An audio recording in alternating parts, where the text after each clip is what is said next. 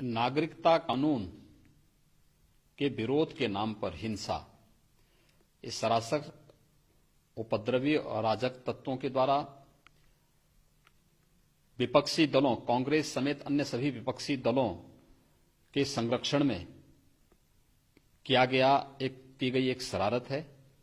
और उत्तर प्रदेश के अंदर लखनऊ में और संभल में जिस प्रकार से वाहनों में आग लगा करके आगजनी करने का प्रयास हुआ है, व्यापक रूप से वहां पर तोड़फोड़ करने का प्रयास हुआ, इस प्रकार की उपद्रवी गतिविधियों को कतई स्वीकार नहीं किया जाएगा। मैंने पहले दिन भी इस बात को कहा था और सभी से विनम्र अपील की थी कि लोकतंत्र में हिंसा के लिए कोई जगह नहीं, संवाद से सभी समस्याओं का समाधान हो सकता है।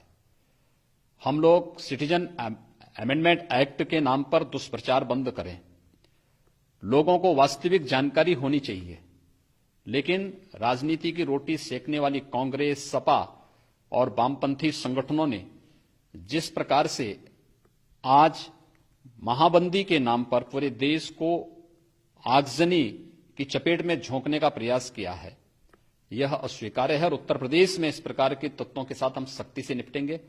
मैंने इसके बारे में अभी एक बड़ी बैठक बुलाई है और मैं इस चीज को स्वयं समीक्षा कर रहा हूं, मैं स्वयं देख रहा हूं, और जो भी जिम्मेदार होगा उसकी जवाबदेही भी तय करेंगे।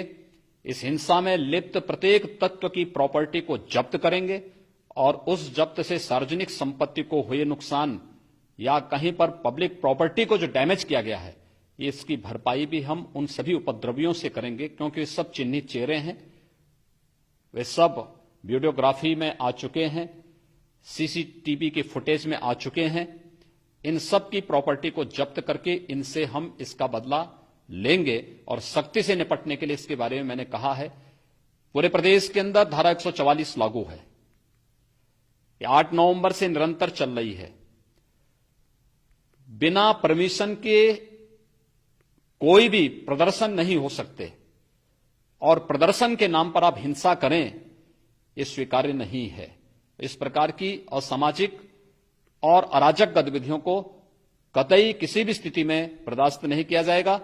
मैंने स्वयं भी सभी स्तर के पुलिस अधिकारियों के साथ स्वयं बातचीत की और सबको आवश्यक निर्देश दिए हैं कि वे उपद्रवी तत्वों को, आम जनता को कोई परेशानी न हो, आम जन के आवागमन में किसी प्रकार की कोई बाधा न हो, लेकिन उपद्रवी तत्व जहां पर भी हो, सख्ती के साथ उससे निपटने की कार्रवाई भी प्रारंभ करें। सर, हम ये कह सकते हैं कि इस बिल को लेकर के आने से टूल बनाया जा रहा है। देखिए, अनावश्यक भ्रम की स्थिति पैदा करने का प्रयास कर रहा है विपक्ष, जिसके पास आज कोई मुद्दा नहीं बचा है, जो अपने कृत्यों से जनता के द्वारा दरकिनार कर दिया गया है।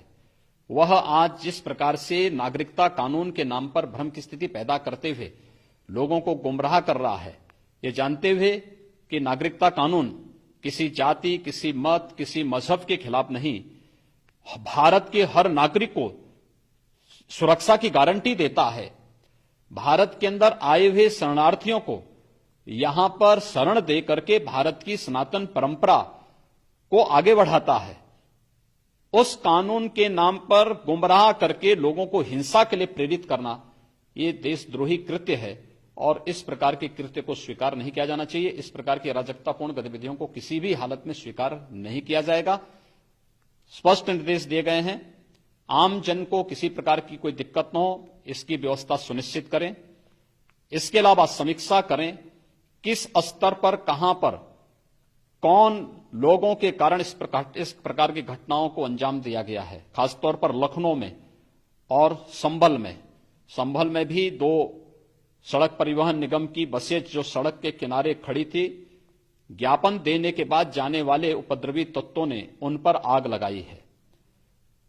लखनऊ में लगभग 1 दर्जन वाहन, जिसमें 8 के आसपास 9 टू व्हीलर हैं और उसके बाद 3-4 जो हैं वो भी वैन है और 1 रोडवेज की बस है, इसको भी आग लगाने का कृत्य किया गया है। अन्य अगर पब्लिक प्रॉपर्टी जहां भी डैमेज हुई है, हम इन्हीं उपद्रवियों से इसकी वसूली करेंगे, इनकी संपत्तियों को नीलाम करके इसकी वसूली भी करेंगे।